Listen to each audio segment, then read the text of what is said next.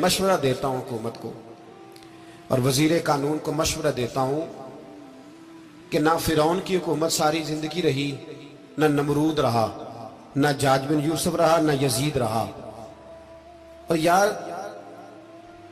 दरबारी बन के हुक्मरानों की चापलूसी करते करते तुम यहां तक आ गए हो कि अब नबी पाक की इज्जत को हाथ डालना शुरू कर दिया है। और आप यकीन करें सियासी जमातों का इतना बुरा हाल है कि इनके लीडर के बारे में कोई बात करे तो पागल हो जाते हैं ये एहतजाज कर करके। और उसने डायरेक्ट कह दिया कि खत्म नबूवत का मसला ही कोई नहीं, जो दीन की बुनियाद है, किसी को परवाह नहीं। मुझे तो उन लोगों की फिक्र हो रही है जिन लोगों ने इन्हें वोट दिए हैं, वो अल्लाह को क्या जवाब देंगे। और ये अल्लाह माशाल्लाह सारी सियासी जमातें इस तरह की। और मेरा वजीर कानून साहब को भी मशवरा है कि जिंदगी बड़ी थोड़ी है, बड़ी थोड़ी। अल्लाह सबको माफ करता है, अपने रसूल के गद्दारों को माफ नहीं करता। और यहां तुम्हारी गाड़ियों पे झंडे लगे हुए हैं, वहां भी तुम्हारे झंडे लगेंगे, पर इसलिए लगेंगे कि ये गद्दार है नामूसे रिसालत के। ये झंडे लगेंगे। शर्म करो और डर जाओ, बस कर दो। तुम्हारे मुंह में अब दांत पूरे नहीं रहे। कोई शुगर का मरीज है तो कोई ब्लड प्रेशर का, तो कोई हार्ट का, तो कोई कैंसर का। शर्म करो और अपनी कब्र की भी थोड़ी सी फिक्र करो।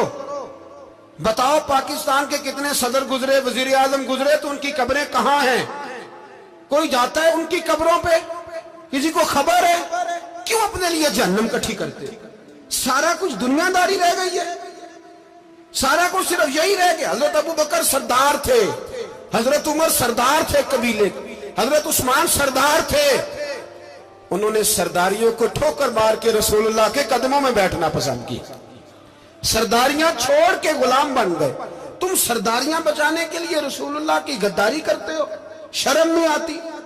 और काम शिकवा है मुझे इन लोगों से जो मौलवी तो कह देते हैं तू सियासत न कर, और किसी सियासतदान को मना नहीं करते कि जब तुझे सूरत फातिहा भी नहीं आती तो तुझे किसने इजाजत दी है इतनी बड़ी बात। और मैंने पिछले से पिछले जुम्मे भी कहा था, फिर कहता हूं और ऑन दी रिकॉर्ड कहता हूं, मरज़ई कल भी काफिर थे, आज भी काफिर और कयामत तक।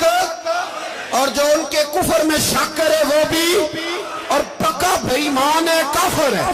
वो वजीर कानून हो या सुबाई हो या विफाकी हो, मन शक्का फी कुफर ही फकत कफर। जो मरज़ई के कुफर में शक करे वो भी काफिर है। हमारे रसूल आखिरी रसूल है। हम किसी को ये इजाजत नहीं देंगे कि वो खत्म नबूवत में रखड़ा डालने की कोशिश करे।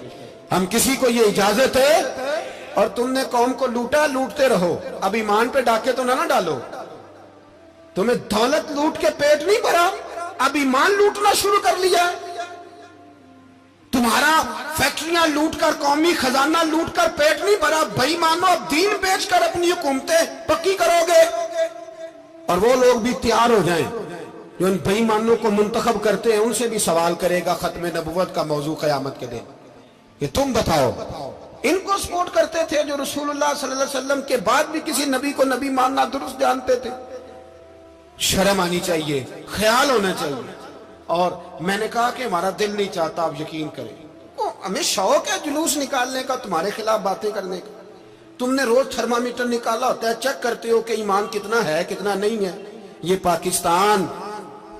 पाकिस्तान अगर सूबा सिंध है तो हजरत अब्दुल्ला शाह गाजी का है, अगर बलोचिस्तान है तो हजरत बाबा अब्दुल रहमान का है, और अगर पेशावर है तो वो सूफिया का है, और अगर ये धरती पंजाब है तो ये दाता अली अजमेरी की है, ये बाबा फरीदुद्दीन की है। इसमें किसी गद्दार को कब्जा करने की इजाजत बिल्कुल नहीं मिलेगी। और हम वो लोग भी नहीं जो चुप करके अंदर सोते रहे, कौम जो करती है करती रहे, हमें परवाह नहीं। ना, ऐसी कोई बात नहीं। कोई बंदा ना समझे कि इन्हें होश नहीं, इन्हें पता नहीं, हमें सारा कुछ ही आता है। फिर अगर कल को कोई मुमताज कादरी पैदा हो गया तो शिकवा ना करना। कल को कोई फिर से आमर चीमा निकल आया तो शिकायत ना करना, याद रखना।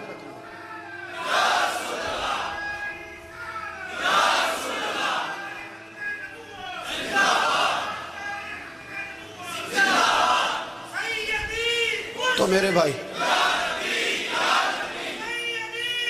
खोल के बोल, या नबी रसूल के बोल।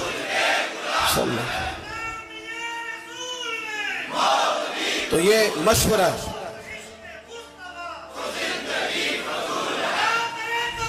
جزاک اللہ. تو یہ تمہیں مشورہ ہے.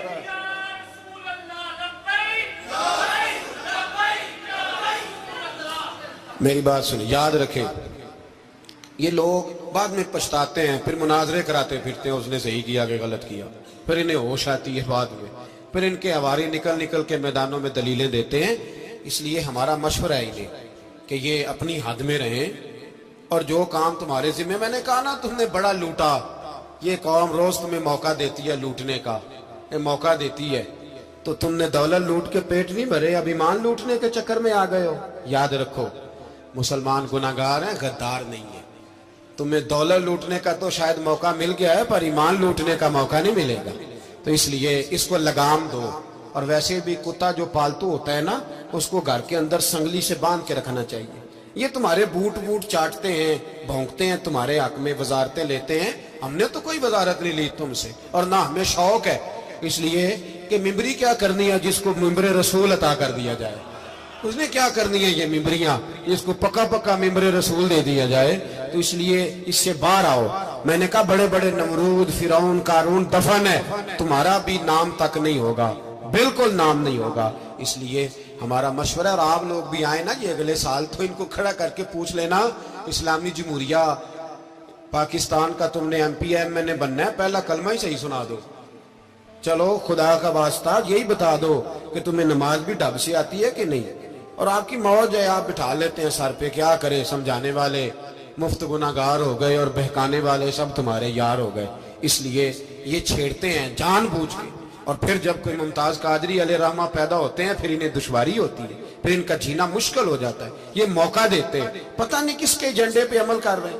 میرا سوال یہ ہے، میں نے پچھلے جمعے پھر میرا سوال ہے کہ میں پوچھتا ہوں، اس آدمی کو ضرورت کیا ہے ختم نبوت پر بات کرنے کی؟ جب امت مسلمہ کے متفق کا فیصلہ ہے کہ مرزائی کافر، اسمبلی نے بل پاس کر دیا کہ مرزائی، ان کو اقلیت قرار دے دیا، اور جب سے وہ اقلیت بنے، نہ ہم نے ان کی عبادت گاہ جلائی، نہ ہم نے ان کو قبروں سے نکالا، نہ ہم نے، بس ٹھیک ہے جیسے عیسائی رہتے ہیں، یہودی سے کس ملک میں رہتے ہیں وہ بھی رہے، اقلیت بن کرے، کوئی اعتراض. پر تم انہیں کھینچ کھونچ کے کیوں قریب کرتے ہو؟ تمہارا کیا جرانہ ہے ان کے ساتھ؟ بتاؤ تو صحیح.